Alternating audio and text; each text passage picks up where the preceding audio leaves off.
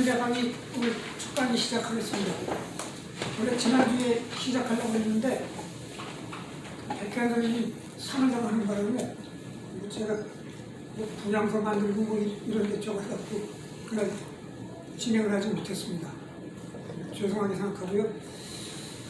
오늘은 맹자의 시대 상황, 그 당시 연결로선 시공관이 어땠는가, 그거를 좀 공부할까 합니다. 그러니까 이제 감독은 다음 주부터 그냥 이 PPT가 아니라 책을 갖고 이제 맹자 원문을 주로 읽어가는데 필요하면 그 이제 주의의 집주를 좀 읽고 필요하면 또 다른 것도 이제 꼬가다 프린트해서 읽고 이렇게 진행할 겁니다. 이거는 내가 맹자라는 사람이 어떤 사람인가, 그리고 맹자가 살던 시공관이 어떤 시공관이었는가, 그걸 좀 알아볼까 합니다. 그러니까 그걸 알아야 되는 게, 사람이라는 게 시공관 속에 살기 때문에 그 시공관을 분리시켜서 생각하면 뭐 도저히 이해할 수가 없는 거거든요. 지금 21세기 사람을 BC 시대에 갖다 놓고 그 사람들 보고 이해하려고 하면 뭐 이게 도저히 이해할 수 있는 상황이 아니니까, 그래서 매번 첫 강의는 그 시대를 원합니다. 근데 이 맹자 집주 맨 앞에가 이제 책을 열어보면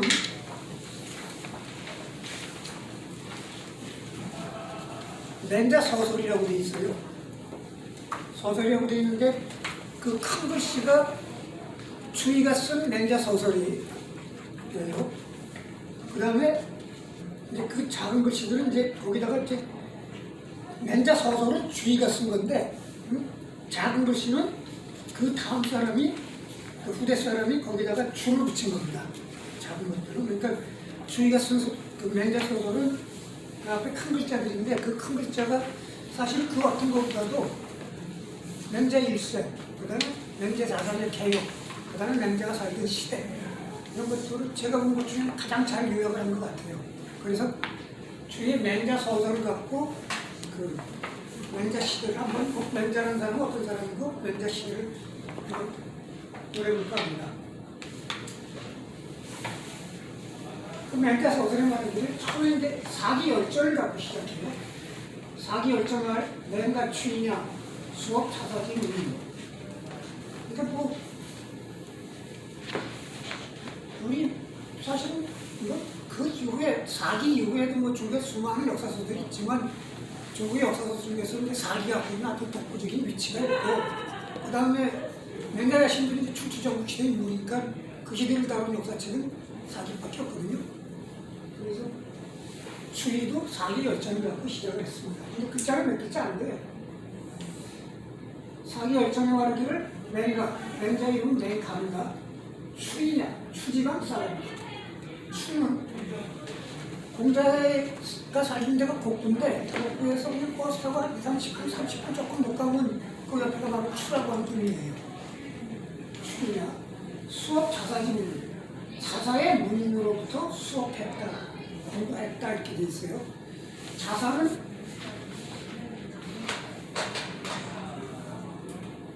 공자가 있고, 공자의 아들이 리죠. 리의 아들이 자사입니다. 공자의 손자에서 전해지기는 수명을 썼다고 전해집니다. 제가 전해진다고 하는 것은 확인할 수는 없다는 얘기예요. 그 자사지 문의, 자사의 제자로부터 제자에게 공부했다. 도기통, 유사, 제선왕, 선왕 불명. 도가 이미 통하고 나서 이제 공부 한참 해갖고 도가 통하고 나서 제나라 순왕에게 유세가 숨겼는데 순왕이 그를 등용할 수 없었다. 척양, 양교왕, 불가소원, 즉, 견, 이위, 우월이 과로사죠. 그래서 적은 가다는 뜻이에요. 양나라를 갔는데, 양나라라고 하는 데는 그러면 이제 첫편이 양양이죠. 원래는 위나라라고 했습니다. 나중에 이제 양으로 저걸 바꾸니까 양으로 바뀌는데 그 양나라의 수는 그러니까 우리가 아주 익숙한 동네예요. 한 20여 년 전쯤에 판관 포청천이라고 그 개봉이 양이라고 하는 지역입니다. 제가 그 양나라로 갔는데 그러니까 맹자도 공자처럼 자기를 등용해 줄 자기를 찾아서 그러니까 자기 도를 실현하려고 자기를 등용해 찾아서 제 나라 선왕한테 갔다가 선왕이 쓰질 않아서 양나라를 갔는데 양양 불가서 그 양나라 해왕이 양양이 소원 맹자가 말한 바를 수행하지 않았다. 자기하고 말한 얘기했는데 그 말대로 하질 않았다. 즉 왜냐하면 견 2위 우원이 과로사죠. 맹자의 말이 우원하고 고리타분하고 과로사죠. 현실사정에 소약하다, 어둡다 여겼기 때문이다. 즉 맹자가 양나라를 가갖고 양양하고 얘기했는데 양양이 맹자하고 말한 대로 하지 않는데 양양이 생각하기에 저건 고리타분한 책 속에 있는 얘기고 저건 현실사정을 모르는 얘기야 라고 여겼기 때문이다. 그럼 왜 그러냐면 이게 이제 그 이유로 설명합니다. 당시 진용 상황 초위 용오기 제용 송자 전기 요거는 이제 이렇게 가로 친 거는 사기 판본에 따라 그 글자가 들어가 있는 판도 있고 그 글자가 빠져 있는 판도 있고 그래서 이제 이렇게 가로 치는 거예요. 당시 맹자가 왔던 그 시대에는 진나라는 상황이라는 사람을 써서 부국강병을 실천했고 초나라와 위나라는 오기는 우리가 병법을 얘기할 때 손자병법, 오자병법 얘기할 때 그 오자입니다. 오기를 써서 전승약전, 전쟁에는 승리하고 적을 약화시켰으며 제 나라의 위왕과 선왕은 손자와 전기를 써서 여기를 요대로 보면 손자와 전기의 무리를 썼더니 당시 제후들이 제 나라는 지금 산동성 지방이니까 그 당시 중국에서 가장 동쪽에 있어요. 동쪽으로 제 나라를 바라보고 조회를 올렸다. 그러니까 패자가 됐다 이런 얘기예요. 그래가지고 당시 서쪽에 있는 제후들이 동쪽에 있는 제 나라를 향해서 조회를 올리고 그러니까 했다라는 얘기예요. 즉 상황을 써서 부국강병을 추구했고 초위는 오기를 써서 전성약전이라는 것도 뭡니까? 강병이죠. 그 다음에 손자 오기를 써갖고 손자는 우리가 말하는 손자병법의 그 손자예요. 근데 그 손자병법의 손자에는 두 사람이 있습니다.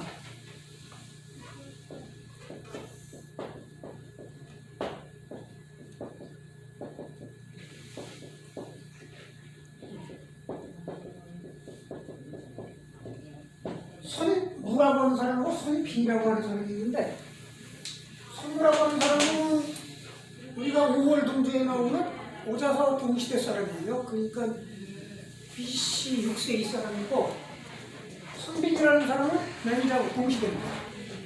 그런데 이게 아마 손자, 증손자 꼴고 이렇게 추측해요.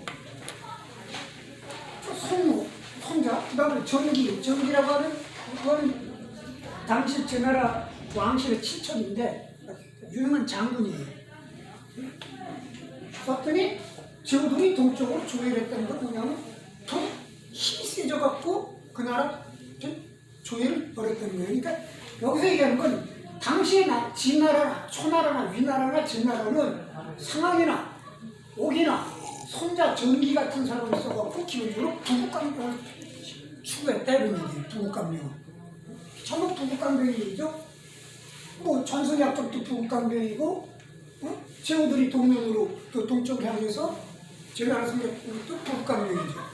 당시 모든 나라가 부국강병을 추구했다는 얘기예요. 천하 반고 합정연행 이 공벌 위전. 천하의 모든 사람들이 파야흐로 합정연행은 그 당시 이제 여러 나라들이 서로 연합을 형성해갖고 어떻게 하면 이제 그 경쟁에서 살아남고 궁극적으로 나아가 자기가 천하 통일의 규칙이 될까 해갖고 막 동맹관계를 복잡하게 맺는 그런데 힘쓰고 공격해서 정벌하는 것이 가장 현명한 일이라고 여겼다. 이 얘기하고 똑같은 거예요. 부국강병. 이걸 추구했는데 이 맹과 매술 당우 상대기도 시소여자 법이라. 그런데 맹자는 당은 요임금을 당이라고 그리고 순임금을 우라고 그래요. 요임금의 봉지가 당이라고 그리고 순임금의 봉지가 우라고 해서 당우 우는 요순입니다. 요순과 상대는 하나라, 은나라, 주나라의 덕을 서술했고, 즉 전부 부국강변이라는 건 힘을 추구했는데 맹자는 덕을 전부 힘을 추구했는데 덕을 주장했다 이거예요.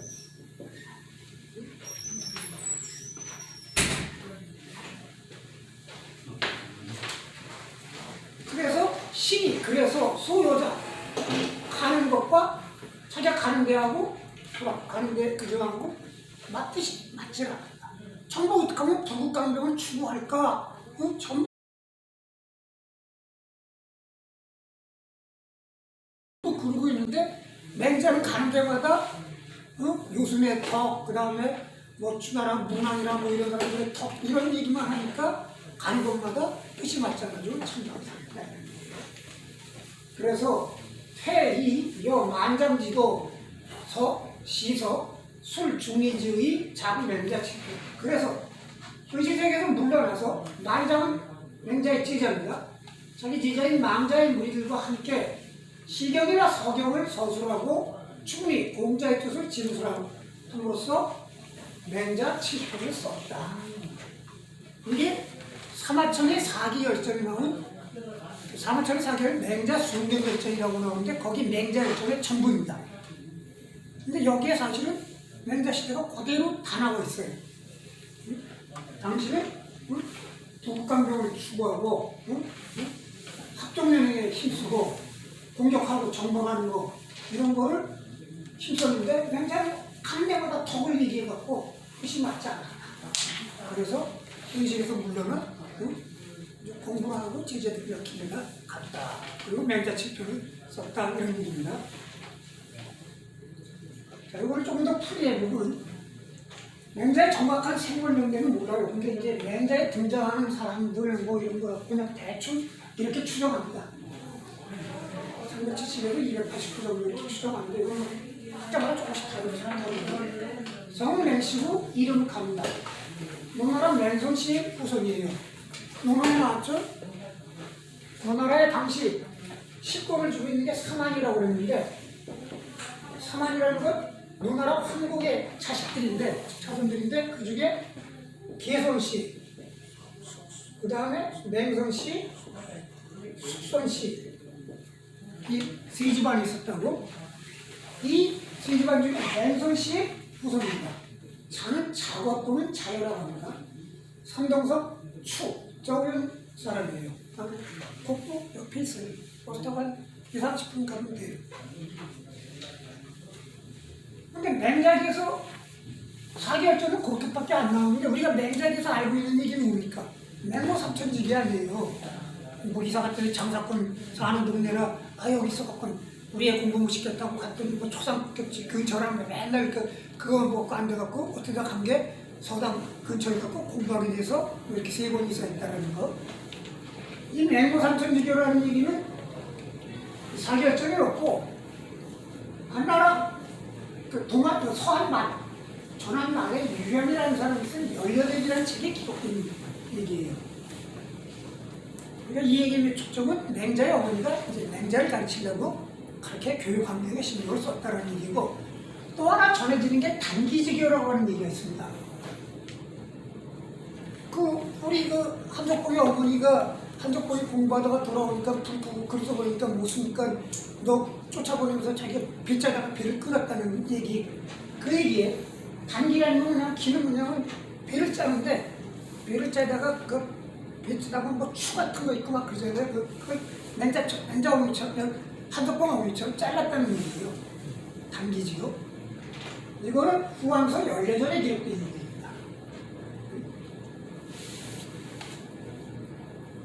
그거 외에는 우리가 맹자의 부모 형제에 대한 얘기가 아는 바가 없어요. 아는 바가 없는데 맹자의 맹자 부모 형제에 관한 얘기를 추측할 수 있는 게 양양 신급편에 이런 글이 있습니다. 맹자지 후상 유전사. 상을 후전이라고 하는 게 뭐냐면 맹자의 아버지가 먼저 돌아가셨어요. 그래서 전상 먼저 치렀고 어머니가 나중에 돌아가셨어요. 그래서 후상이에요. 그러니까 맹자의 어머니 상이 아버지 상보다 유를 지나쳤다. 아버지 상보다 훨씬 거창하게 치렀다 이거예요. 근데 이 당시만 해도 철저하게 남존여비 사는데 아버지 상보다 어머니 상을 더 성대하게 치니까 이거 좀 문제 있는 거 아니냐 하는 이런 얘기가 나올 거 아니에요. 이거 문제는 이라고 제가 생각한 건데 이렇게 어떤 사람이 이렇게를 그래서 이제 딱 그게 말이 되느냐고 따졌더니 전에 아버지 상은 사회 신분으로 치렀고 후 어머니 상은 대부의 신분으로 치러서 전에는 상전 즉 고기를 육류를 3종류 올렸는데 어머니 상은 5종류를 올린 거 그거 갖고 지나친 거라고 얘기한 거냐 라고 했더니 그 말하는 사람이 또 아니다. 관과 은금진이야. 그 아버지를 모실 때 쓴 관, 그 다음에 아버지를 이음하는 것, 거기에 들어가는 뭐 이렇게 덮는 이불 이런 거 하고 어머니를 할 때 어머니를 모신 관, 그 다음에 그 이음한 것 이런 것들이 너무 차이가 난다. 그러니까 아름다움을 갖고 말한 것이다. 이 왈, 비소위 위야. 그건 지나치다고 하는 것이 아니다. 빈부부동이야. 아버지 상시 때는 가난했고 어머니 상시 때는 그래도 먹고 살만한 거. 그래서 그 차이가 있는 거다. 이런 얘기가 있어요. 이거로 추측할 수 있는 건 맹자의 아버지가 먼저 돌아가셨는데 맹자의 아버지가 돌아가셨을 때는 맹자가 별 볼 일 없었고 어머니가 돌아가셨을 때는 자기가 갔다. 이런 얘기밖에 추측이 안 됩니다. 그 다음에 아까도 얘기했지만 여기 수업 자사지 문인이라고 했어요. 자사의 문인, 자사의 제자로부터 수업했다라고 되어 있는데 그거에 대해서는 자사의 문인설, 사기처럼 자사의 문인설, 자사의 제자로부터 공부했다라는 설과 자사로부터 공부했다, 자사로부터 직접 공부했다는 설 두 가지가 대립해요. 자사로부터 대립했다는 설부터 수업했다는 설은 한유라고 하는 당나라 중기의 그 큰 한학자가 있는데 그 사람이 주장해요. 그 두 설이 대립하고 있는데 이거는 자사의 문인설이 맞을 거예요. 왜냐하면 공자가 BC 479년에 줬거든요. 551년에 태어나서 근데 공자의 아들 이가 나이 50살 때 죽어요. 공자보다 먼저. 보통 이걸 482년 정도로 봅니다. BC. 그러면 죽돌이에 태어났을 때 자사가 BC 382년 아니에요. 죽돌이에 태어났다고 해도 할 수가 있는. 그 당시는 맹자는 태어나지도 않았어요. 응? 그래서 이거로 미뤄봤을 때 자사의 문인설, 사기설이 맞을 거라고 추측합니다. 제선왕, 양해왕 이 만나 유세했습니다. 오늘 맹자 기록에 이제 눈이 나와요.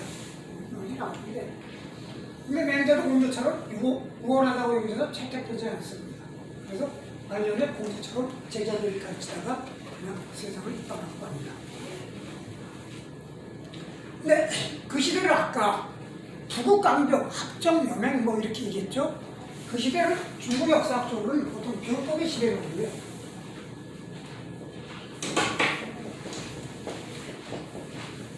법을 바꾼다. 법을 바꾼다는 건 저는 이제 군호를 들었던 사람들이지만 불권적 시적 공동체 위주의 사회에서 중앙집권적 통일국가로 가는 시대예요. 중앙집권적 통일국가로. 우리 국사 같은 거 보면 이렇게 고려 소수리망 뭐 그다음에 신라의 내부라는 또 고대국가 체제가 완비된다고 그러잖아요. 고대국가 체제가 완비된다는 건 그 이전하고 다른 게 뭐냐면 그 이전에는 희조견합, 부조견합적 국가에서 국왕의 권력이 절대적이지 않았는데 고대국가 체제가 완비되고 있어. 국왕의 권력이 절대적이 되어버리거든요. 그게 다 중국의 역사 과정을 따르는 건데 병법이라는 게 그 당시 그렇게 변해가는 시점이에요.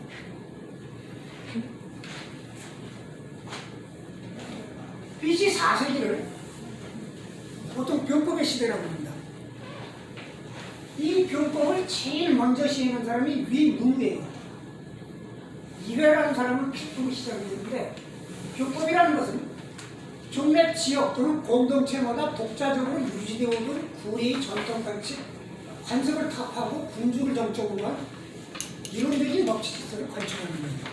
그러니까 옛날에는 전부 시적 공동체가 살았어요. 그리고 뭐 인천이면 인천에 뭐 전준씨가 살고, 부천에는 뭐 김혜김씨가 살고 이러면 이 사람들이 모인 위에 이제 왕이 있었는데, 왕은 인천 안에 일에 신경을 안 써요. 인천 안에 일은 그냥 니네 가문에서 알아서 해라. 부천 안에 일은 니네 가문에서 알아서 해라. 그 안에 인구가 몇 명인지, 그 안에 경제력이 얼마인지 이거 체크 안 해요. 그리고 그 안에서 문제가 생기는 거 니네가 처리해라. 그러니까 그 지역마다 법이 다 달라요. 어떤 데는 뭐 도둑질한 거 아주 중하게 처벌할 수 있지만, 어떤 데는 관대하게 처벌하기도 하고. 그러니까 나라가, 이 시대가 아까 부국간병의 시대라는 게 전국 치룡이 돼갖고 몇 개의 큰 나라들이 이제 서로 먹고 먹히는 전쟁을 하기 시작하거든요. 그러니까 잠깐 한눈 팔면 남한테 먹히는 거예요. 그러려면은 싸워서 이기려면 국력을 최대한으로 끌어들이고 조직화해야 되거든. 근데 그런 시스템으로는 국력을 조직할 수가 없는 거예요. 응? 인천에 도대체 사람이 몇 명 사는지, 성인 남자가 몇 명 살고, 해마다 곡식이 얼마가 나는지 이런 걸 알아야지 그 병력을 얼마를 끄집어내고, 그 다음에 거기서 식량을 얼마를 가져오고 이런 걸 할 수 있는데, 그걸 모르고, 그 다음에 법률도 그 안에 통치하는 것도 다 다르고 이러면 중앙집권적 통치가 안 되죠. 그러면 군대가 개판이지. 그래갖고 이런 거를 타파하고 군주를 정점으로 이런 적법칙이 있어요. 살인하면 사형, 뭐 도둑질하면 얼마, 진짜 얼마, 뭐 이런 식으로. 이거는 지위 고하를 막론하고 어느 뭐 지역에 어디를 불문하고 전국적으로 통일적으로 시행한다. 이 이유는 이게 이제 비유법이에요. 그래서 이런 구리 전통 가치 관습, 이게 구법이고, 군주를 정점으로 한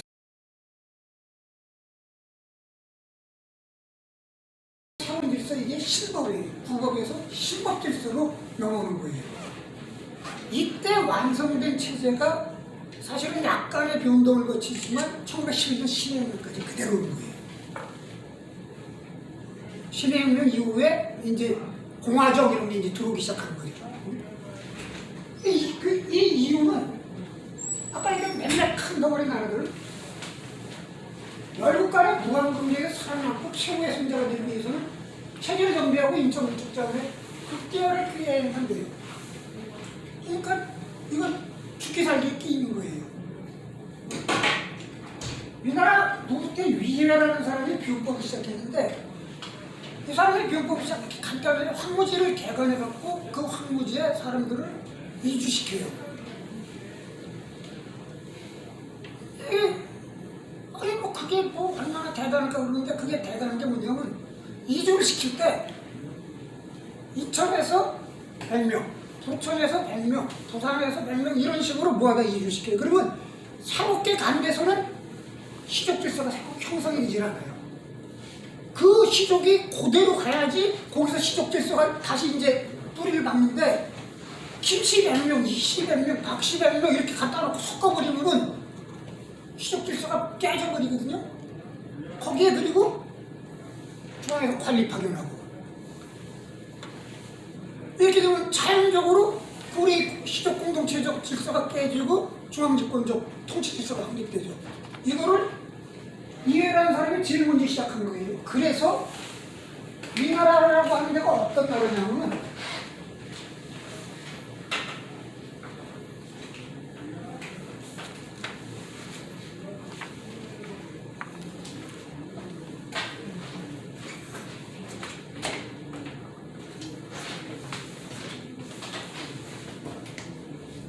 하나 이렇게 쓰면 여기가 진,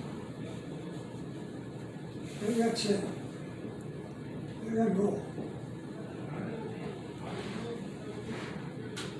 이렇게 그 당시 황하가 이렇게 올렸죠. 황하가 이거를 이렇게 올리는데,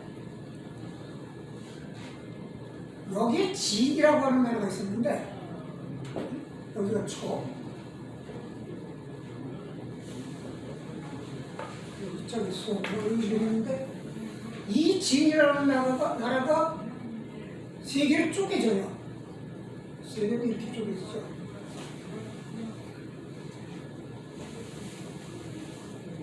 이렇게 이쪽이 조, 이쪽이 위, 이쪽이 한이라고 하는 나라에서 이렇게 쪼개지는데 조그만 나라였어요. 조그만 나라. 진이라고 하는 나라가 원래 진이라고 했던 나라가 세 개로 쪼개진 중에 하나니까 노하고 진하고 크게 비슷했거든요. 그러니까 노의 한 3분의 1밖에 안 되는 나라인데 이게 세 개로 쪼개졌는데 위 무릎 때 이회로야를 병법해갖고 우리가 노노하고 맹자를 읽을 때 다른 거는 노노에는 노애공, 제경공 뭐 이런 식으로 군주를 공이라고 해요. 군주를. 왕이라고 부르는 거는 주나라 전체를 영국상이 이제 다스리고 있는 주나라만 왕이라고 그러고 나머지는 다 공이라고 불렀는데 위가 병법을 하면서 일약 군량이 신정해갖고 초는 좀 달라요. 초는 전에부터 왕이라고 칭한 게 이 중국적 질서 속에 편입이 안 돼 있는 상황이었기 때문에 그런 거고 최초로 스스로 왕이라고 칭해요. 나는 주나라 왕만큼의 실력을 갖고 있다. 그게 이제 그런 배경이거든요. 그래갖고 일약 위나라가 천하에 패권제 무치에 올렸다가 두세 번의 전투 끝에 이제 이렇게 완전히 몰락해 버리는데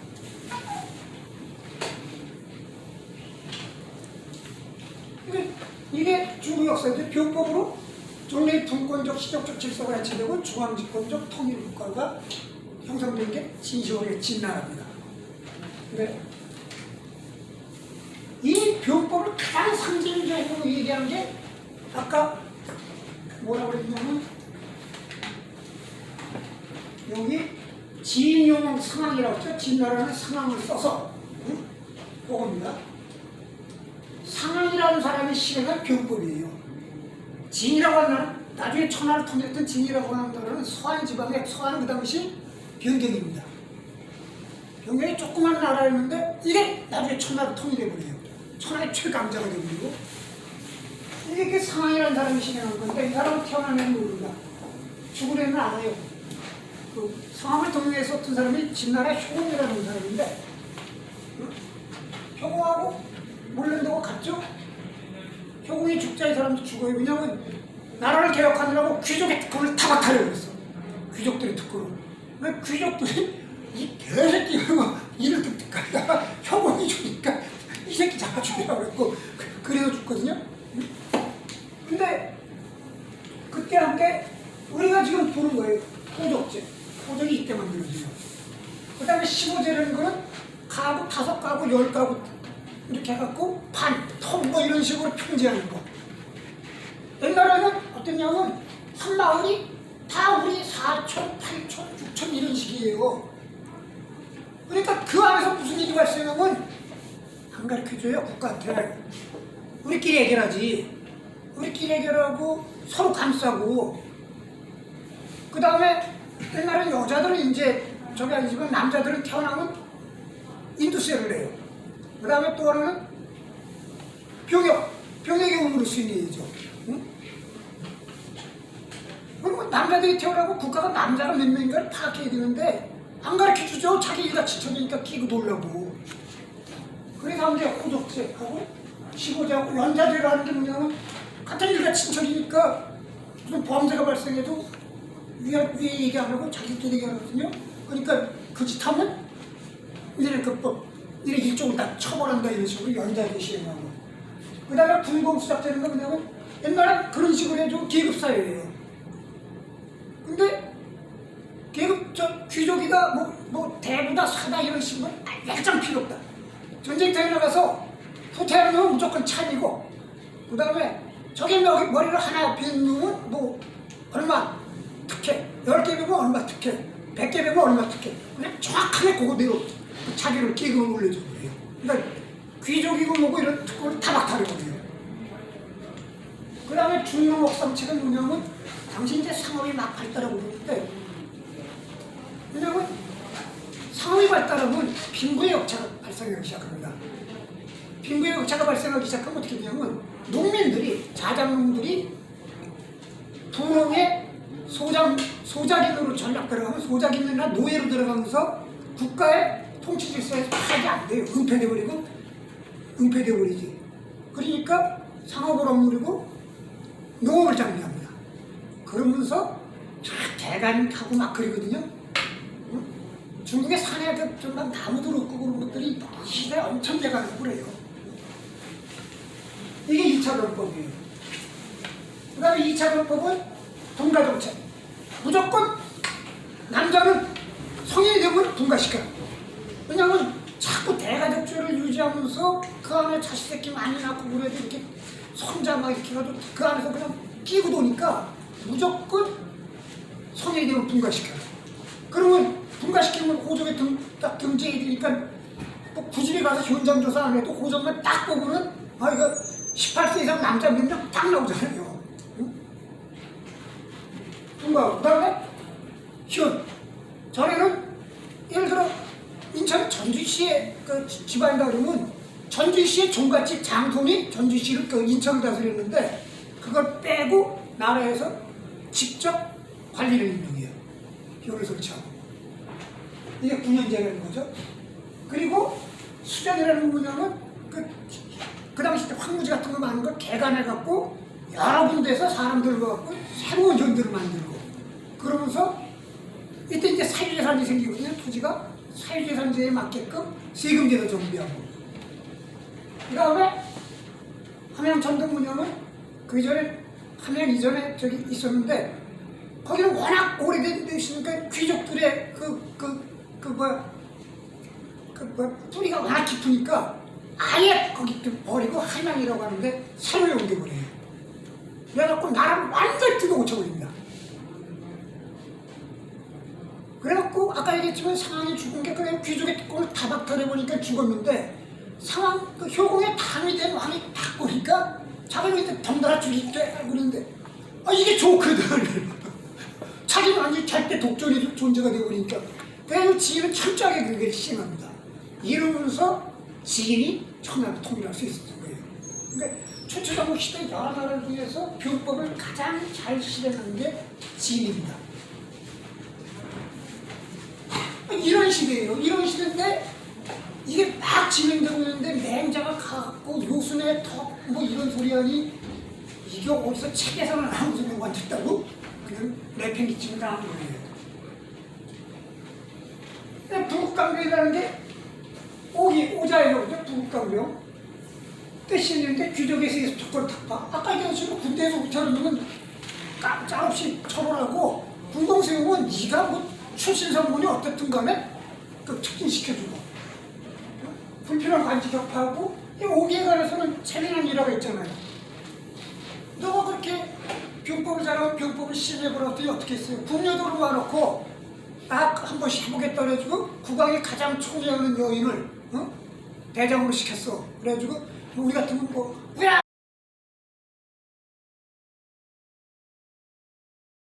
이런 거 시켰는데 여자들이 낄낄대고 웃고 그러니까 다시 한 번 겁준 거야. 그래서 조광은 불법에 따라 처벌한다고. 근데도 뭐 국왕의 총애를 받는 그 후궁이 니까지 깨고 그걸 그 자리에 참여버리니까 그 다음에 바짝 동기세를 갖고 궁녀들이 그냥 또박또박 줄을 맞췄다 그러거든요. 이제 그런 게 일종의 이제 귀족국에 상징하는 것들이 이제 귀족 그걸 다 박탈해 본 거죠.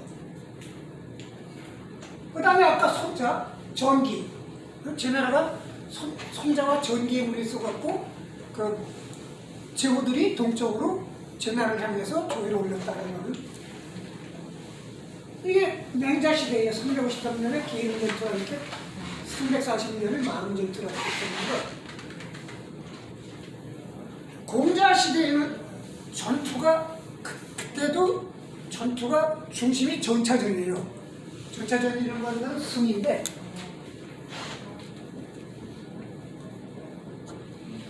우리 그 진시황 경매 위에나 보면 나오죠. 말 4표 이렇게 있고 이렇게 수레 타고 셋이 타죠. 하나는 말을 몰고 하나는 이렇게 과라고 해갖고 이런 거 들고 하나는 활 들고 그 다음에 이 뒤로 보병들 한 7, 8명 따라가는 이런 전차들이 쫙 있어갖고 이 전차들이니까 이게 뭐 산이나 뭐 이런 데 올라갈 수 없죠. 그러니까 평지에서 이렇게 딱 붙었던 전투인데 공자시대 때부터 이제 변하기 시작해요. 그래서 우리가 천자를 가르쳐 만승이라고 그러고 지구를 가르쳐 천승이라고 그러고 대부를 가르쳐 백승이라고 하는데 천자는 이런 수레 10,000대를 동원할 수 있고 지구는 1,000대를 동원할 수 있고 대부는 100대를 동원할 수 있다고 그러는데 이 당시 전투는 그러니까 이렇게 되는 거 없겠냐면 이 수레를 자기가 이제 이 대부 밑에 있는 게 수레 한 대의 주인이 사예요. 그러니까 전쟁이 나오면 사가 자기 집에 있는 수레를 이제 끌고 나오는 거예요. 근데 이게 사가 혼자 나올 수 없는 게 그럼 말의 필요하고 이 수레를 집에 갖고 있을 수 있는 경제력이 있어야 되고 그 다음에 여기 좀 이렇게 옆에 앉으네. 그 다음에 뒤에 따라오는 7, 8명 이걸 자기가 먹여 살리고 유지할 수 있는 능력이 있어야 될 거 아니에요. 그러니까 사가 이제 지배계급의 최막달인데 제일 막달의 귀족이죠. 이들만이 이제 증상인데 마치 이건 뭐냐면 중세 유럽의 기사가 제일 마지막 아니에요. 기사도 이제 쭉 있지만 제일 밑에가 이제 자기 집에서 이것 쓰고 나라를 타고 나올 게 제일 말단 아니에요. 이런 뒤인데 이 시대는 그러니까 천자라고 해 수레 10,000대 이런 건데 예를 들어 이 시대부터 조금 뒤에 장평전투라고 있는데 백기죠. 백기 20년쯤 될 거예요. 백기라고 하는 친구가 조나라하고 싸웠는데 조나라 군대가 30만이 항복을 했어요. 항복을 했는데 항복을 하고 도로 돌려줘야 되는데 땅을 빼. 이거 도로 돌려주니 30만이 도로 돌아가고 다시 나오면 그 답이 없으니까 30만을 생매장했다 그러거든요. 절벽으로 몰아갖고 절벽에 떨어지게끔 몰아갖고 그러니까 그 이후에 조나라의 남자 씨가 말랐다고 하는 얘기가 있는데 근데 30만이라고 하는 게 이제 중국은 특유의 뻥이라고 이제 치고 뻥이라고 쳐도 그게 10분에만 적어도 3만 아니에요. 3만은 사람 3만은 생매장했다 생각해봐요. 그러니까 군대가 도는 기준이 달라요. 왜? 이들은 보병 전투가 합니다. 보병이 전투의 주력이에요. 보병 전투가 되는 건 뭐냐면 기마라 그냥 보병 전투가 되는 것 중에 하나가 전에는 이렇게 들판에서 이렇게 싸워요. 싸우다가 내가 졌다 그러면 졌다. 그리고 이제 서로 휴대가 정장 입장을 맺고서 뭐 이렇게 자기네 땅떼기 좀 띄워주고 그걸 끝나요. 그 나라에 끝까지 가서 그 나라 통째로 다 먹고 이런 건 안 하고 땅떼기 띄워주고 끝나는데 그리고 다음부터 니네한테 매달 매년 얼마씩 갇히고 뭐 이런 거 니네 기분 나쁜 일 이런 거 하지 않을게. 근데 이게 전쟁이 자자를 보니까 말해놓고 어기고 말해놓고 어기고 그러니까는 나중에 전쟁이가 무슨 씨를 말려버리려고 덤벼들어요. 그러니까 농성전이 붙기 시작해요. 농성전은 기마가 저 수레가 들어갈 방법이 없잖아요. 섬으로 올라가는 방법이. 그러면서 우리가 보병들 이 뒤에 쫓아다니던 이제 보병들이 저는 그 군대 주요 부대가 아닌데 주요 부대로 등장하기 시작하는데 결정적인 건 뭐냐면 아까 이런 귀족들의 특권을 박탈하기 시작하면서 평민의 자제를 징집해갖고 우리 군대 농산 훈련해갖고 한 달만 시키고 총 쏘는 거 가르치면 다 총 쏘고 하잖아요. 이 당시 더 어려울 게 뭐가 있어요? 이 당시 활 쏘는 거 아니면 이렇게 창 찌르는 것만 가르쳐주고 대화 맞춰갖고 왔다 갔다 하는 것만 배우면 될 거 아니에요.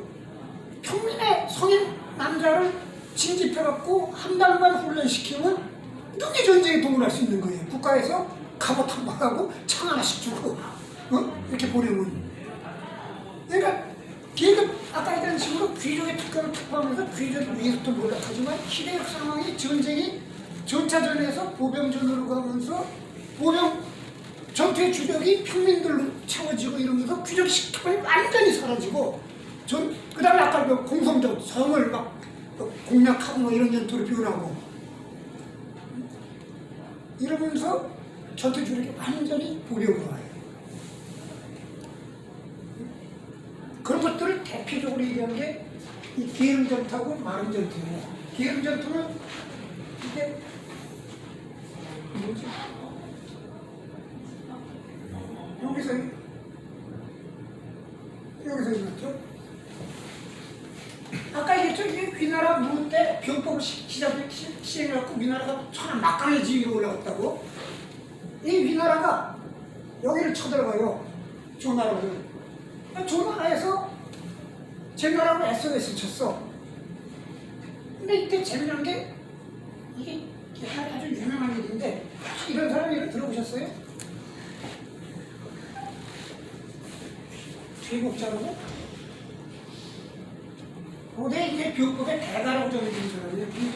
가상인 뭘 생각하는데, 이 귀곡자의 제자 중에 둘이 있어요. 내가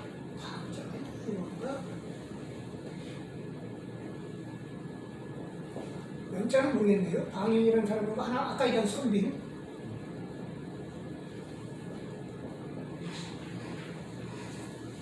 이 둘 다가 귀곡자한테 공부를 했대요. 귀곡자한테 공부를 했는데 얘가 뭐 공부 기가 막히게 잘하는 모양이에요. 병법을. 근데 얘가 먼저 하산해갖고 이 위나라에 가갖고 교수를 하고 있었던 거예요. 군사로서. 근데 내가 이제 뒤를 깨가서해갖고 여기를 갔어. 친구한테 가갖고 이제 밥자리 좀 얻으려고.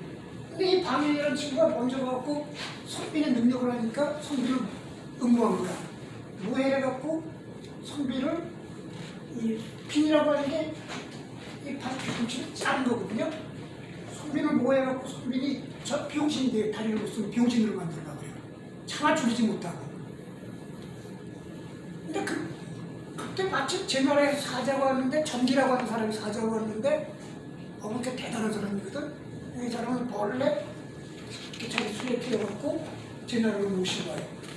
그래가지고 선비는 이제 제 나라에 군사 역할을 하는데 그때 이 나라가 저 나라를 공격했고 저 나라가 제 나라한테 SOS 쳤더니 어떤 일이 벌어지냐면 그럼 보통 우리가 가면 제 나라 저 나라로 가서 이제 나가야 될 거 아니에요. 근데 제 나라에서 선비니 야 거기를 가면 피곤하다. 여기를 쳐라. 쟤는 조나라로 좀 병력을 뽑았으니까 지는 내부는 비관이냐. 위나라를 쳐들어가라. 그게 유명한 이 얘기입니다.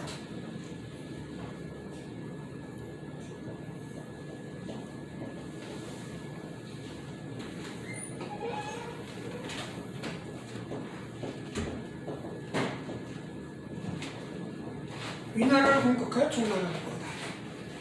근데 병법에 여기서 좀 이제 그러니까 일로 보내야 되는데 일로 안 보내고 상대방이 뒤통수 치는 거예요. 그래갖고 위나라가 모르니까 조나라 쳐들어갔던 군사들이 다급히 후퇴할 거 아니에요. 다급히 후퇴하면 뒤통수 탁 떨어져갖고 위나라가 대피합니다.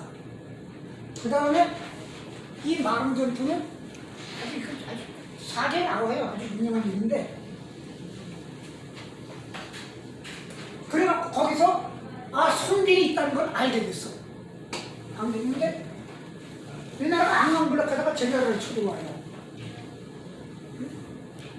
그러니까 제 나라에서 이제 군대를 동원해갖고 딱 포지를 했는데 포지를 하다가 계속 후퇴를 하는 거예요. 근데 군대가 주둔하면 어떡합니까?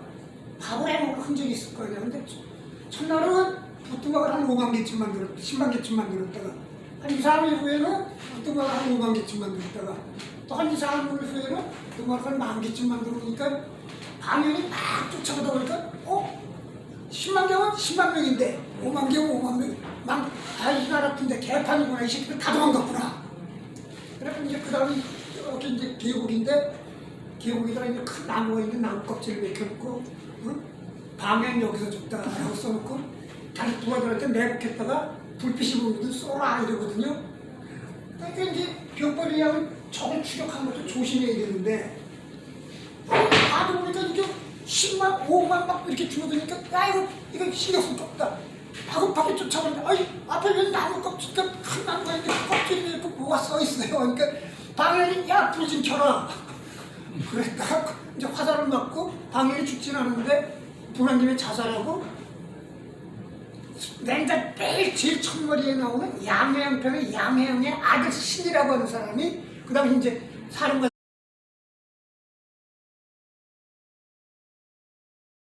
같이 갔는데 제 나라로 포로로 끌려갔다가 죽어요. 그러면서 양나라가 이렇게 그냥 급전지가 이제 꼴락하게 됐는데 이 전투들이 다 보병 전투예요. 정리를 중시하게. 그리고 이런 식으로 전국이라고 하는 말이 전쟁으로 지정 시대라는 게 전국 시대를 BC 그러니까 221년에 마감되고 설에 따라 400몇 년부터 한 200~300년 이렇게 기억되는데 그 중국 역사 기록책에 그 시기에 전쟁이 없었던 시대를 세어보니까 한 3년 정도래요. 전쟁이 없었던 나라를 세어보니까 중국처럼 이런 시대에 맹자가 가갖고 요순의 뭐 공자의 이런 얘기만 하니 그 당시 군주들이 귀신 신화를 까는 소리로 가죠. 그걸 받아들이겠어요?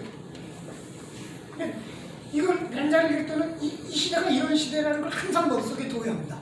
공자 시대는 이제 그것이 하나님이 잡아가는 시점이고 이때는 그냥 적나라하게 그냥 그 시대의 한 복판이 되는 거예요.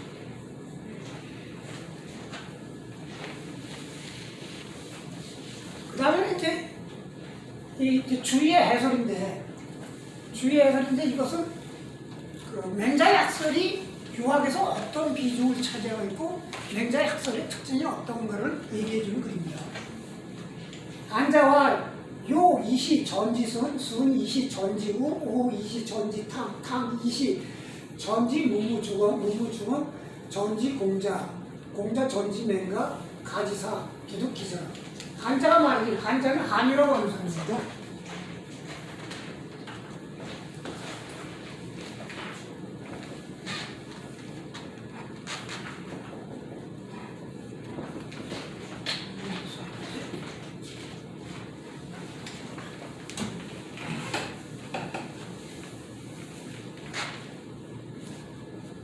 한의 생물이라서 그냥 알려주시죠.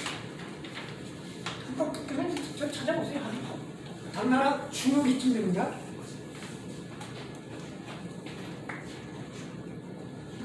이 사람의 중국 유학사상에서의 위치는 당나라 중기쯤 되면은 그 우리 육조해능이라고 좀 들어보셨어요? 육조해능이라고 보리수 분기였고 거울은 거울이 아니니 뭐 이렇게 응? 본래 무일무이에 본래 아무것도 없는데 어디에 먼지가 기북장 나가지고 소위 중국 선종을 창시한 응? 이때 그 선사인데 이 사람이 그 측천부 시대 때 사람이에요. 그 우리나라 고구려 멸망하고 그 다음 바로 그 시대 사람인데 이후로 중국 사상계를 선종이 확 쓸어요. 그래가지고 그 중국에 가면은 그 서안 옆에 가면은 좀 부러진 이게 진짜 완전히 그 옛날부터 있었던 탑이 있는데 탑이 무너진 걸 수리하다가 그 밑에서 거대한 지하 궁전을 발견하거든요. 근데 그 궁전 거기 그 절이 있었는데 그 절이 당나라 황제들이 그 당나라 황제의 그 궁중 사찰이에요. 근데 황제들이 불교에 빠져갖고 이 한유라고 하는 사람이 지금 뭐 하는 거냐고. 그건 오랑캐들의 종교라고, 오랑캐들의 학설이고, 응? 우리 중국에 공자, 맹자가 있고 그런데 그 오랑캐를 믿고 있냐고 그러다가 막 벼슬 쫓겨나고 그러거든요. 그러면서 이제 그 선종 일종의 그 불교 위주의 사상계에서 유학을 다시 이제 불러일으켰고 이제 유학의 중흥조라고 하는 사람이에요. 이 사람이 뿌리를 잡아주면서 사실은 이제 송대에 갖고 이제 성리학이 서기 시작하는데 하고 무슨 탑인데 죄송합니다. 이렇게 역까지 세면 기억이 가벼워요. 그 한유가 말하기를 요는 이것을 순임금에게 정하고 수는 이것을 우임금에게 정하고 우는 이것을 탕왕에게 정하고 탕은 이것을 주나라 문왕과 무왕과 주공에게 정하고 문왕과 무왕과 주공은 공자에게 전했고 공자는 맹가에게 전했는데 가지사 맹가가 죽고서 부득이전 그 전함을 아무도 얻지 못했다. 이게 뭐냐면 이것을 이시할 때 도예요. 요가 도를 순한테 정하고 순이 누구한테 정해갖고 쭉쭉쭉 해갖고 이게 공자까지 왔는데 공자의 도는 맹자까지 이뤘는데 불행히도 맹자가 죽고 난 다음에 그 도를 이어받은 자가 없다. 그 도를 이어받은 자가 없다. 이게 후대의 성리학에서 말하는 도통설입니다.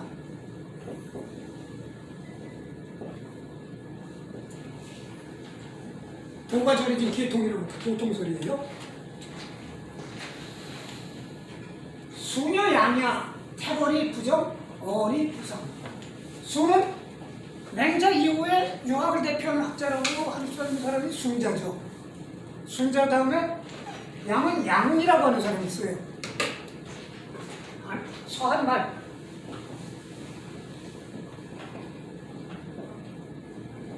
양자운이라고도 하는데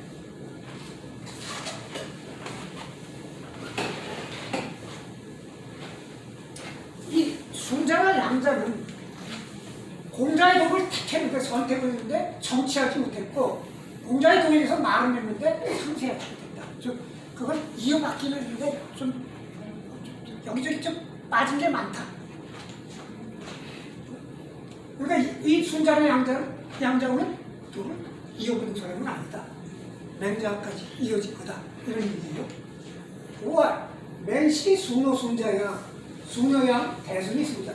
또 그 한가 말하길 맹자는 진짜 그 공자 학문 중에 그게 도에 대해서 순수한 속에서 순수한 자로 순수한 자다 이거예요. 순자나 양자는 크게 봐서는 순수하지만 작은 탕들이 하자들이 5월 또 말하길 공자지도 대의 능박 공자지 도대의 능박 문제자 불능편관이 진식이야. 고 학원이 개득 기성지 소금. 공자는 도가 크고 능력이 아주 박대하다. 도도 크고 능력이 아주 박대해서 넓어서 문제자 그 제자들이 그 공자의 도나 능력을 두고 보고 모두 알 수 없었다. 그래서 공자 제자들이 공자로부터 공부를 했지만 모두 자기 본성에 가까운 것만을 얻었다. 즉 공자로부터 공부했지만 자기한테 맞는 것만을 얻었다. 공자의 전체를 얻은 게 아니라. 기호 이산 분처 지우지구 우 강 이 기소능 수 제자 원훈이 말 일꾼 그 외 그 제자들이 다 흩어져갖고 공자가 죽고 다음에 다 이산 흩어져서 각 지구의 나라에 나머지 처했는데 그러면서 각 이 기소능 자기가 자기 본성에 맞는 거 배운 거 그래갖고 자기가 잘할 수 있는 거 그것만 갖고 제자들한테 주어갖고 그러니까 원은 그 처음에 근원인 공자로부터 뭐라 했어요? 밑으로 내려가는 거에서 그 끝은 이쁜 더욱 갈라지고 있다는 거예요. 또 그 밑에 대한 거기서 또 자기한테 맞는 거면 갈라져 나가고 이렇게 하는 거예요. 유 맹가 사차사 이 자사자 추로 증자 오직 맹자는 자사를 스스로 섬겼는데 아까 그 자사의 문인설과 자사설을 할 때 자사설을 안유가 얘기했다고 그랬죠? 이거예요. 맹가는 자사를 스스로 섬겼는데 자사의 한문은 증자로부터 나왔다. 증자는 공자의 제자예요. 공자의 이렇게 가장 막내되었는데 자 공자볼 북 맹가 시기 전 득기종 그래서 공자가 돌아가신 이후에 오직 맹자로부터 그 전승이 맹자 교수님 그 종통을 얻다. 그 종통을 고, 구, 관, 성인 지도자, 필, 자맹자신 고로 성인의 도를 살펴보기를 구하는 자는 반드시 맹자로부터 시작해야 한다. 이게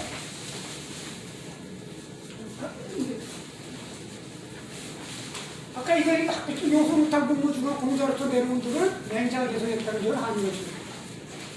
여기서 그랬죠? 증자, 자사, 맹자 이렇게 하죠? 공자, 증자, 자사, 맹자 원리주가 이 사람이 숨기고 있어. 지금 도가 어떻게 얘기했냐면 한과 공자가 있는데 공자가 또 직접 배운 사람은 증자예요.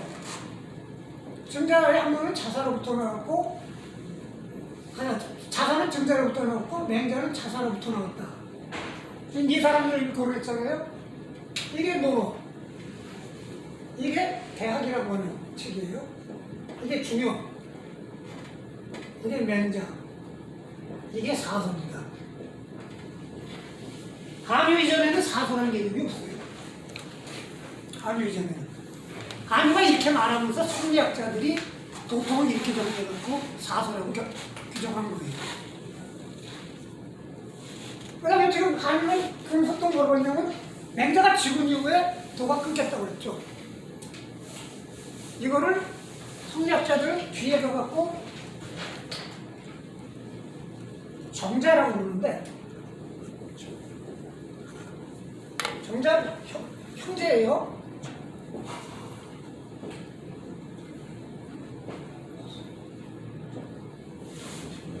한 살 차인가 두 살 차인가 그래요. 이 사람의 호가 명도예요. 이 사람 좀 일찍 죽고 이 사람이 이제 사실은 성략을 성략의 설계가로 완성한 사람이 이 사람인데 보통 그래서 정자라고 하면 대부분은 이 사람이 그런데 이 사람의 호가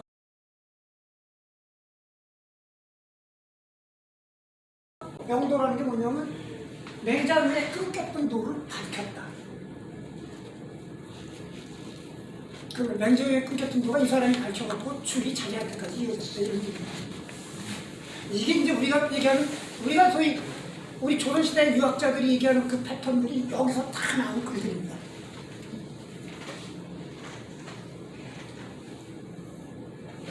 우월, 양자 우월, 고자, 양목, 생목, 맨자 사이, 묘지, 화계.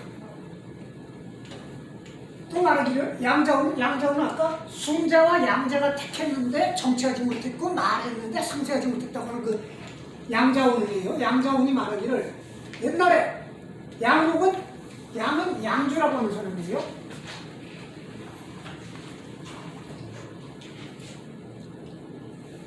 맹자에 나와요. 목은 묵자.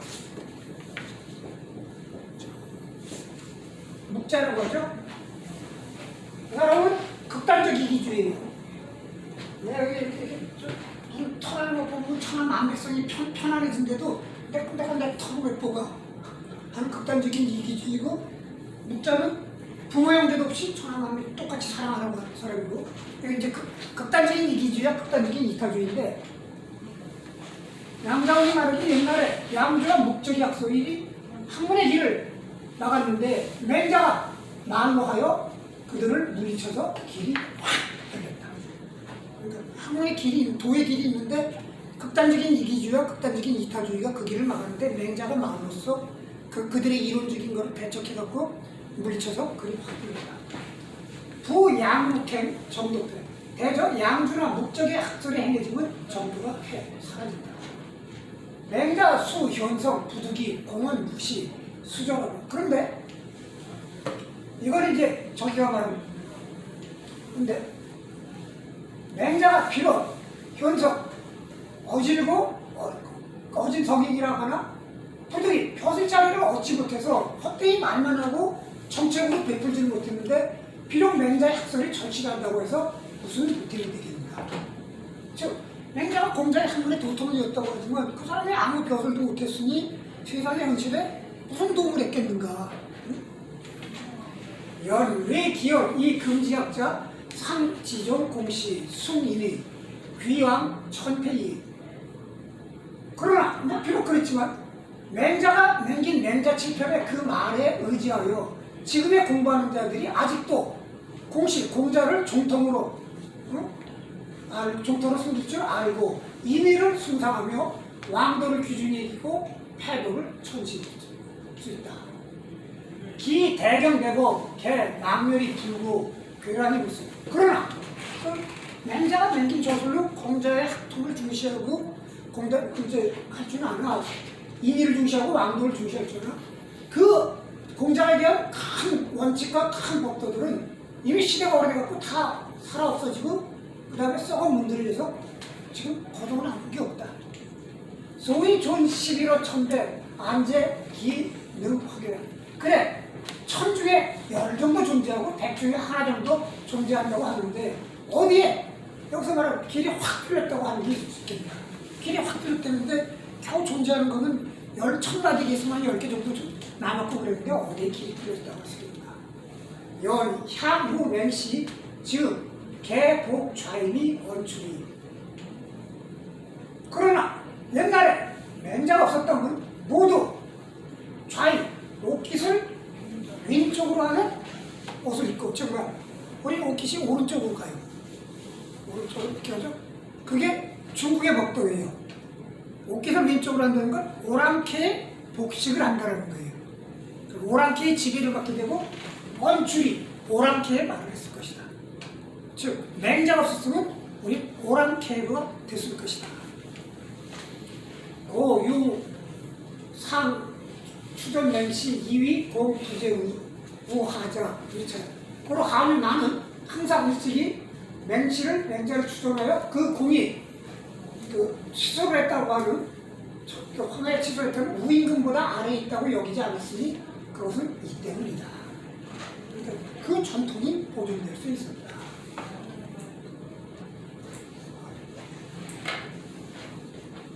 그러면 이제 홍문호, 정자활, 맹자, 환, 가위, 성인부. 어떤 사람이 정자에게 물기를 여기 이제 동생이에요. 정이. 맹자를 또한 성인이라고 할 수 있겠습니까? 정자활, 미간, 편도, 타시, 성인, 연, 합 이루어지죠. 이 정자가 말이지 글쎄 감히 바로 그가 성인이라고 말할 수는 없지만 그러나 학이 이미 지극한 경지에 이르렀다. 맹자는 공자 같은 성인이냐 그랬더니 글쎄 그 성인이라고 단언하기는 쉽지 않지만 학문은 지극한 경지에. 정자, 후활, 맹자, 유, 공어, 성문, 불가승어. 정자가 또 말하기를 맹자가 성문 즉 유학에 공이 있는데 공이 있는 것을 불가승어 다 말할 수 없다. 중리, 지설, 일개, 인자, 맹자, 개구, 편설이니. 공자는 단지 인 하나 글자만을 얘기했는데 맹자는 개구 입을 열면 인과 의 두 글자를 얘기했다. 중리, 지설, 일개, 지, 맹자, 편설, 호다, 양기, 출현. 요거 굉장히 조금 이상한데 이거는 지금의 백화의 원형이 구어체가 들어가서 그래요. 대화를 주고 만들기 때문에 공자는 지, 뜻이라고 하는 한 글자만을 얘기했는데 맹자는 길을 기르는 것을 수없이 말해 뱉었다. 이건 뭐냐면 공자의 사상의 주류입니다. 여기에 붙는다고 하면 이해가 붙어요.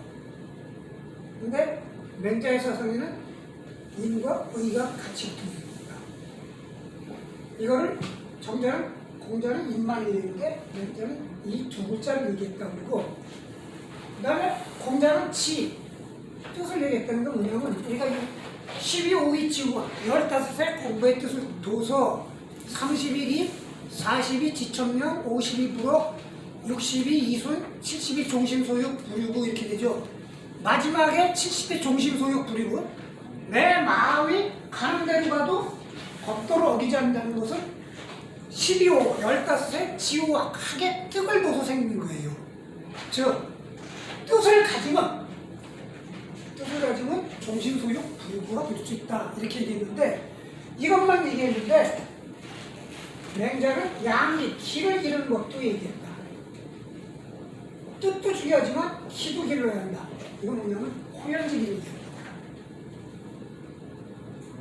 우리가 정의 몸을 바친다라고 해서 뜻을 세운다고 해갖고 그러면은 안중근 의사가 처음부터 난 이토 히로부미 죽어야지 이 생각 처음부터 가졌겠느냐?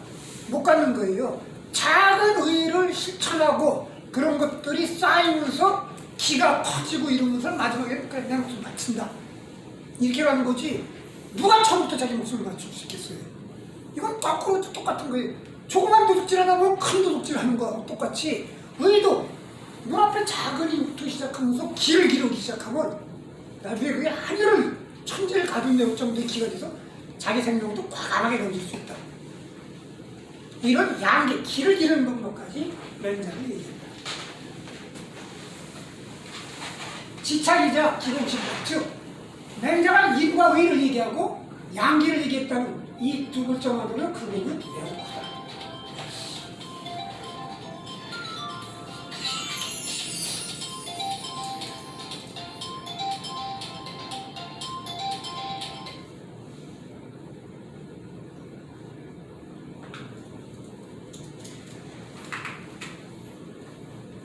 우월 맹자 유 대공어수의 이 기원성분, 맹자가 세상에 큰 공이 있는 것은 그가 인간의 성이 온전히 선하다, 성성도를 주장하기 때문이다. 5월 맹자 성선 양기지론 개 전성 소미말, 또 말하기를 맹자의 성선설과 호연지기설, 양기 기를 기르는 논설들은 모두 전해성인즉 공자나 자사나 뭐 증자 같은 사람들이 드러내지 않은 것이다. 5월 학자 전효식시, 그리고 또 말하기를 공부하는 자는 모름지기 때를 알아야만 한다. 야 부식시 부족이 어라. 만약 때를 알지 못한다면 공부를 입에 담을 수 없다. 입에 담기에 부족하다. 안자 루함 자라 이유 공자 재원 약 맹자듯이 세기무원 가 불이 불이도 자유. 안자는 공자의 수제자라고 하는 안현이에요. 안현은 루함 누천 골목에서 살면서도 스스로 즐겼으니 그것은 왜냐하면 공자가 그 시대에 같이 있었기 때문이다. 맹자의 때 같은 경우에는 세상에 이미 사람이었기 때문에 어찌 도를 차임하지 않을 수가 있겠는가. 이건 뭐냐면 안현도 공자가 가장 사랑한 지자인데 안현은 자기가 도를 터득했다는 뭐 이런 식의 잘난 체를 안 하고 그 다음에 세상에 뭐 가난한 생활하다가 누추한 골목에서 가난 속에 살다가 죽었는데도 항상 그 공부하기를 좋아하고 즐겼어요. 근데 맹자는 도를 자기가 터득했다고 막 뻐개고 다니고 그러거든요. 그러면 맹자 이건 참 건방지고 뭐 이렇게 보일 수 있는데 그게 아니다. 때가 안자 때는 공자가 있으니까 안현이 자기가 그렇게 얘기할 필요가 없는데 맹자 때는 이미 그걸 아는 놈이 없으니까 자기라도 그렇게 얘기를 할 수밖에 없었다. 좀 때가 달랐기 때문에 그런 것이다. 이런 얘기를 하는 거예요. 맹자가 막 잘난 척하고 이런 것들을 옹호하는 말입니다. 5월 맹자 유사연기, 맹자는 아주 똑똑한 기운이 좀 있다. 제유연기 편이 귀하근데 연기 공은 유비 욕경공자, 유비라고 하는 사람이 공자를 보고 싶어 했다. 공자 사이지, 공자가 비용을 핑계대면서 사용했다. 장명자 추록, 말을 전하는 자가 문 밖을 나가자 취수리가 사진인지 어느 걸 들어 노래를 부르면서 그 얼굴을 했다. 누가 보자 그러는데 만나기 싫은 거야. 이렇게 내가 못 잡아서 못 만나겠어 해놓고는 검은 걸 뜯으면서 노래를 부르는 거예요. 간접적으로 대놓고 너 만나기 싫은 게 아니라 간접적으로 하는 거예요. 공자는 이런 식으로 얘기하는데 맹자는 대놓고. 옛날 사람들은 그렇게 했는데 너 그 사람들 하는 거 나한테 하고 있어? 근데 내가 너를 막 무시했다고? 이런 게, 그리고 이런 건 더 대단해요. 어디 갔어? 조금만. 잡고.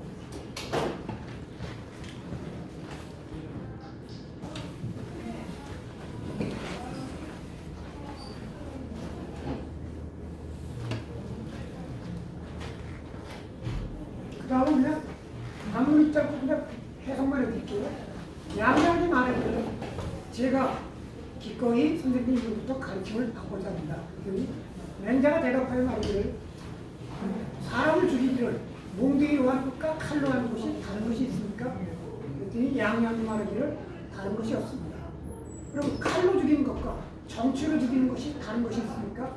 그랬더니 양양이 말하기를 다른 것이 없습니다. 그랬더니 맹자가 말하기를 부족하게는 기름진 고기가 널려 있고 마구간에는 살찐 말들이 있는데 백성들은 굶주린 기세 있고 들판에는 굶어 죽은 시체가 떨어져 있다. 이것은 짐승을 끌어다 사람을 먹인 것이다. 즉 기름진 고기, 이거 돼지가 이런 거 기름이라고 식량 먹인 거 아니에요. 그 다음에 살찐 말, 사람이 먹을 식량 먹인 거 아니에요. 그러니까 사람이 먹을 식량을 뺏어다가 짐승을 먹였으니까 결국은 그 사람 먹을 걸 짐승한테 줘 짐승을 살찌게 한 것은 짐승을 알고 사람 잡아먹게 하고 똑같은 거다 이런 말이에요. 짐승끼리 서로 잡아먹는 것도 사람들이 미워합니다. 그런데 백성의 부모가 된 자가 정치를 해먹으면서 정치를 한다고 하면서 짐승을 끌어다 사람 먹이는 것을 면하지 못합니다. 어디에 백성의 부모들이 있겠느냐. 공자께서 말씀하시길 처음에 인형을 만든 자들은 아마 후손이 없을 거라 했습니다. 왜냐? 사람을 본딴 것을 갖고 썼기 때문입니다. 즉 이건 뭐냐면 옛날에 순장을 했죠. 근데 순장이 끔찍하니까 인형을 만들어서 대신 집어넣는 거예요. 그것도 공자가 안 된다고 합니다. 사람 형상을 거기다 집어넣습니다. 그런데 당신께서는 어찌 이 백성들을 굶주려 죽게 하는 게 어찌 하느냐. 임금을 대놓고 네가 지금 백성들 굶주려 죽이고 있는 말이야. 그거 몽둥이를 죽이는 거하고 칼을 죽이는 거하고 똑같은 거다. 이거 사실 이게 웬만한 임금한테 이따위 집으로 하면 그 자리에서 사용할 거예요. 이게 아마. 지금도 웬만한 유정자 이런 얘기 뭐 감당 못할 거예요. 공자는 뭐라고 그러는지 알아요? 제 나라 경공이 공자에게 정치를 물었다. 공자가 대답하면 임금은 임금다워야 되고 신하는 신하다워야 되고 애비는 애비다워야 되고 자식은 자식다워야 된다. 제 나라 경공이 말하면 참 좋습니다. 진실로 임금이 임금답지 못하고 신하가 신하답지 못하고 애비가 애비답지 못하고 자식이 자식답지 못하고 비록 복식이 있다는 걸 내가 그걸 먹을 수 있겠습니다. 여기서 공자는 완곡하게 임금다운 짓을 하세요 이런 얘기했는데 여기는 너 지금 하는 게 사람 몽둥이를 죽이는 거야. 뭐 짐승 끌어다가 사람 잡아먹게 하는 거야. 이게 맹자의 직설적인 말투예요.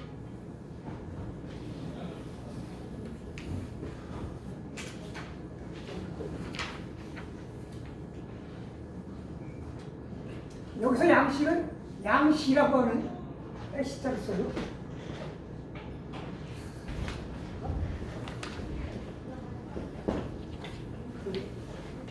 주의보다 한 70, 80년도 주자보다 빠른 송나라 초기의 심리학자인데요. 맹자라고 하는 책 한 권은 단지 해석만 하겠습니다. 사람의 마음을 바로하고 사람으로 하여금 원래 갖고 있는 마음을 보존하고 원래 타고난 본성을 기르는 걸 가르치며 자기가 놓아버린 마음을 거두게 하는 데 있는 것이다. 맹자라고 하는 책의 주제는 딱 아무것도 필요 없거든요. 사람의 마음을 바로하고 성성이니까 타고난 그 본마음, 선한 마음을 그대로 잘 지키고 그 다음에 우리가 물질에 대한 욕심이나 이런 데 끌려갖고 내 마음이 지금 바깥에 나가 돌아다니는데 그걸 거두어들이는 고기에만 있다. 맹자가 인의의지를 논하는 데 이르러서는 측은지심이 인지단이라고 그랬고 수호지심이 이지단이라고 그랬고 수호지심이 의지단이라고 그랬고 사양지심이 예지단이라고 그랬고 시비지심이 지혜의 단이라고 말하였다. 그 다음에 사악한 악설에 해에 대해서 말하기를 그 마음에서 생겨나서 그 정치에 해를 끼친다. 그 다음에 임금을 섬기는 데서 말하기를 임금 마음의 잘못을 고치는 것이다. 한번 임금을 바르게 하면 나라가 안정된다. 즉 이 얘기의 핵심은 뭐냐면 맹자라고 하는 책의 핵심은 마음을 바르게 하는 데 있다는 거예요. 그래서 인의예지 이런 것도 이런 측은, 수호, 사양 이런 것들이 그것이 마음에 갖고 있는 단서가 된다는 거예요. 그런 마음. 그리고 이 마음에서 생긴 사악한 액선들이 정치를 해치게 되고 사람을 해치게 된다. 마음이 사람을 해치게 된다. 그 다음에 정치를 바르게 하는 건 임금 마음의 잘못을 바로잡으면 임금이 바르게 되고 그러면 나라가 안정된다. 다 마음을 바로잡는 데 있다. 이 얘기예요. 천변만화하는데 그건 단지 마음으로부터 나온 것이다. 맹자의 말에는 천변만화 여러 가지 얘기하지만 전부 마음에 대해서 얘기한 것이다. 사람이 능히 마음을 바로할 수 있다면 특별히 뭐 좋게 할 만한 것이 있는 것이 아니다. 대학에서 말하는 수시제가 치고 평천화도 그 근본은 정신성리에 있다. 마음을 바로하고 뜻을 정성스럽게 하는 것뿐이다. 마음이 그 올바름을 갖게 하고 하는 이후에 인간의 본성이 선한 것을 알 수 있다. 그래서 맹자가 사람을 만나게 하면 성성, 인간의 본성이 선하다고 말한 것이다. 구약영숙이라는 사람이 그게 당나라 박장대 도리어 말하기를 성인 공자가 사람을 가르치는 데 있어서 인간의 본성이라는 것을 앞세운 내세운 바가 없다고 하는데 그건 잘못된 주장이다. 인간의 본성상 그 어떤 것도 더할 것이 없다. 요순도 천하의 성인이라고 하는 요순이 만세의 법도가 되는 것도 단지 탁월한 본성을 그대로 따랐을 뿐이다. 그 본성을 따랐다고 하는 것은 그것이 바로 천리를 따랐다고 하는 것이다. 겉으로 온갖 계략과 술수를 써갖고 가령 큰 공업을 세운다고 하도 그것은 사사로운 사람의 욕심일 뿐이다. 그것은 성현의 행동과 천지만큼 형격한 차이다. 맹자의 모든 주장은 마음을 바로하는 거예요. 정치를 보고 모든 주장은 마음을 바로하는 거예요. 학설도 마음을 바로하는 데서 시작하는 것이지 그걸 잘못 가지면 사악한 학설을 주장이 되고 그렇게 되면 현실을 파탄시키려고 하는 것이다. 그 다음에 이제 말하면 맹자의 자의식을 하고 이렇게 이것도 그냥 조금만 맹자란 말이지 유임금과 순임금으로부터 탕왕에 이르기까지 500여 년인데 무임금과 고려 같으면 보고하라고 탕왕 같으면 들어왔다. 즉 요순 시절에 우임금과 고려 같은 사람은 같은 시대를 살았으니까 옆에서 보고하라고 탕왕은 500년 정도 지난 후에 살았는데 차별이나 뭐 이런 것 통했고 듣고 알았다 이거예요. 탕왕으로부터 문화개혁까지 500여 년인데 이윤 매주 같은 사람은 보고하라고 문화 같은 사람은 듣고 알았다. 즉 탕왕과 같은 시대에 살았던 이윤과 매주 같은 사람은 곁에서 보고 알았지만 문학은 500년이 떨었지만 듣고 알았다. 문학으로부터 공자에 이르기까지 500여 년인데 문학과 같은 시대에 살았던 태공남과 산생 같은 사람은 같은 시대에 살았으니까 보고 알았지만 공자 같은 사람은 500년 뒤니까 듣고 알았다. 그런데 공자로부터 맹자가 살고 있는 지금이라까지 100여 세, 100몇 년도밖에 안 된다. 다 500년씩 떨어졌어도 다 듣고서도 안 했다 이거야. 근데 공자부터 나부터 이르기까지 100여 년밖에 안 돼서 그 성인들 공자가 살던 세상으로부터 이처럼 얼마 되지 않았다. 그리고 또 성인이 살던 것과 가깝기가 나처럼 심한 사람이 나는 바로 그 옆 동네 살았다. 그런데 없다고 하니 거의 또한 없을 것이다. 그런데도 공자의 도를 이어받은 사람이 500년 뒤에도 듣고 하는 사람이 있는데 나는 100년밖에 안 떨어졌고 바로 옆 동네 사람인데도 세상 사람들은 없다고 하니 그러면 앞으로도 영원히 없어질 것이다. 자기가 공자의 적통이라고 여기는 거예요. 여기도 그래요. 맹자가 제나라를 떠났다. 그러자 제자인 추무가 길가에서 묻기를 선생님께서 얼굴이 영원치 않은 기색이 있습니다. 전에 제가 선생님 듣기를 군자는 하늘을 원망하지도 않고 사람을 탓하지도 않는다고 했습니다. 자기를 써주지 않는다고 해갖고 아무도 자기를 알아주지 않는다고 해서 하늘을 원망하지도 않고 사람을 탓하지도 않는다고 들었습니다. 근데 왜 이렇게 불쾌하십니까? 이런 거예요. 그랬더니 맹자가 말하면 그거 그때고 지금은 지금이다. 그거 그때고 지금은 500년이면 필요 반드시 세상을 뒤바꿀 왕자가 일어나는데 여기 지금 500년이라고 했잖아요. 앞에서 500년보다 세상을 바로 세울 왕자가 내려오는데 그 사이에 그 이름을 세상에 흔다리를 여기 말하는 뭐 이윤이라든가 이런 식으로 그런 사람들이 일어납니다. 근데 주나라가 있은 일에 700여 년인데 그 횟수로 따지면 지금 500년 받았는데 700년이니까 이미 지나쳤고 그때 시대 상황을 고려한다면 지금도 능히 세상에 이름을 남길 수 있는 사람들이 있어야 한다.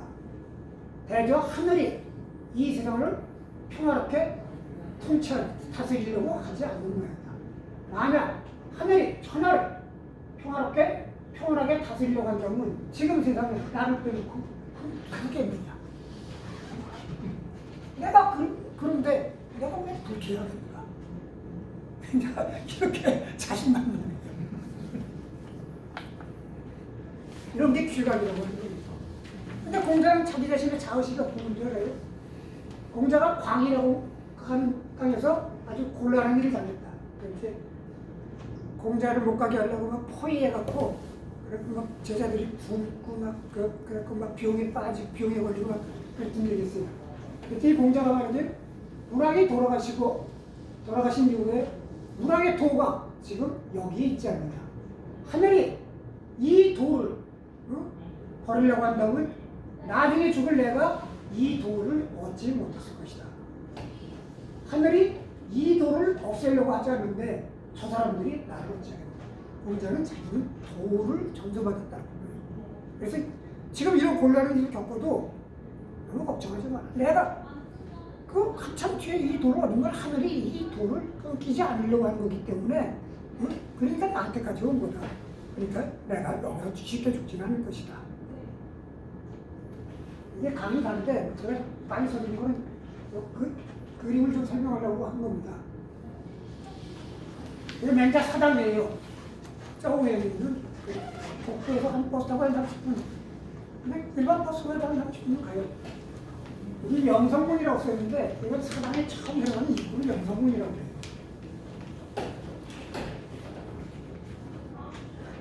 이건 이제 아성묘라고 돼 있죠. 이걸 페루라고 해요.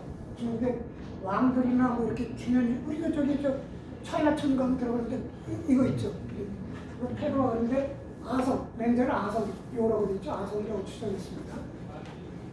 여기 보면 이런 나무들이 있죠. 중국에 어디 가든지 이렇게 오래된 칡된 나무들이 있으면 반드시 가세요.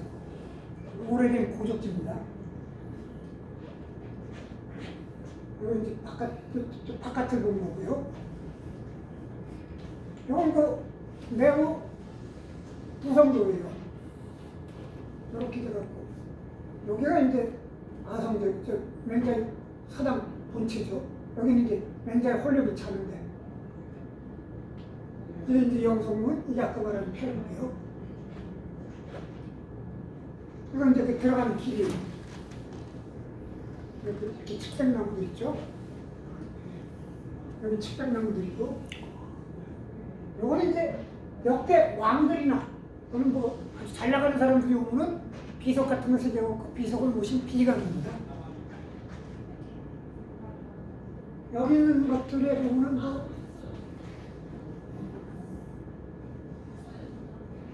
여기 새겨갖고 이렇게 좀 놓은 거예요, 글들을. 이 양옆에 있고요.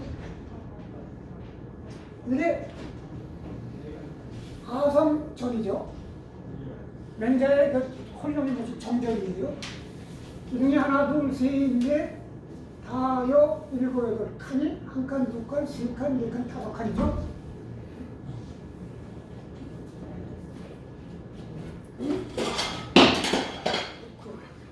도천니산이라고 전판이 걸렸어요.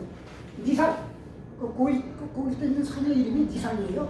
니산에서 맹자가 독을 창명해요. 이건 이제 맹자의 그 산입니다. 수선, 대후. 수선은 자기 선조들, 즉 공자로부터, 그 요술탕으로부터 또는 공자로부터 내려온 그거를 맹자가 지켰고, 그러면서 후대에 자기를 이어줄 후손들을 기다립니다.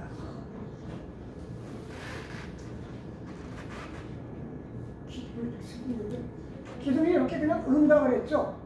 이렇게 큰 기둥에. 보통 사진입니다. 전체 모습이고, 요거는 이제 다른 겁니다. 이건 만고장춘이라고 되어 있는데, 이건 공자의 무덤으로, 공자의 묘로 가는 데 있는 패로예요. 공자가 계신 곳은 영원한 봄이다. 그래서 만고장춘이라고 써놨습니다. 이거는 공자가 모신 대성전이에요. 기둥이 하나, 둘, 셋, 넷, 다, 여, 일곱, 여덟, 아홉, 10개예요. 칸이 9칸이에요. 이 대성전은 전면 9칸, 측면 5칸이에요.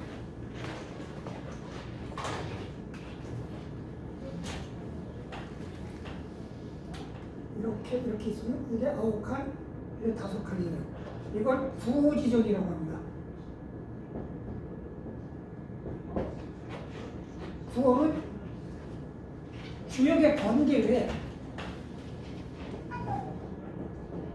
이게 건이죠, 건이천. 이 부분의 효소가 비룡대천이에요.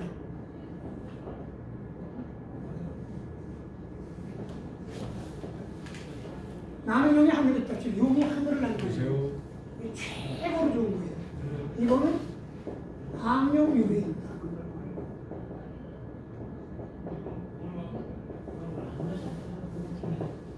맨 꼭대기까지 올라간 용은 하늘을 있습니다.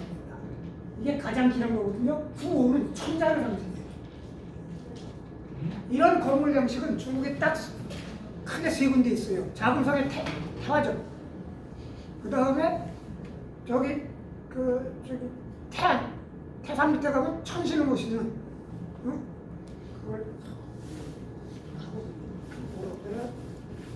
거기도 이 구호 형식이에요. 그 다음에 황제들의 능의 정전만 구호입니다. 우리나라 근정전은 구호 아닙니다. 5칸, 3칸이에요. 그 다음에 우리나라 경복궁 하셨지만 기와 색깔이 황금색이 아니죠. 우리나라 경복궁 기와 색깔, 아까 그리고 맹자도 황금색이 아니에요. 공자만 황금색이에요. 공자는 황제 대접한 거예요. 규모가 비교가 안 돼요. 그 다음에 이거 봐요. 아까 맹자 그 기둥은 조금 기둥에 은 같겠죠. 이건 도둑색이겠죠. 이 동은 운남성 대리에서 온 대리석이에요. 이렇게 비교가 안 돼요. 오늘 강의 이걸로 마치겠습니다.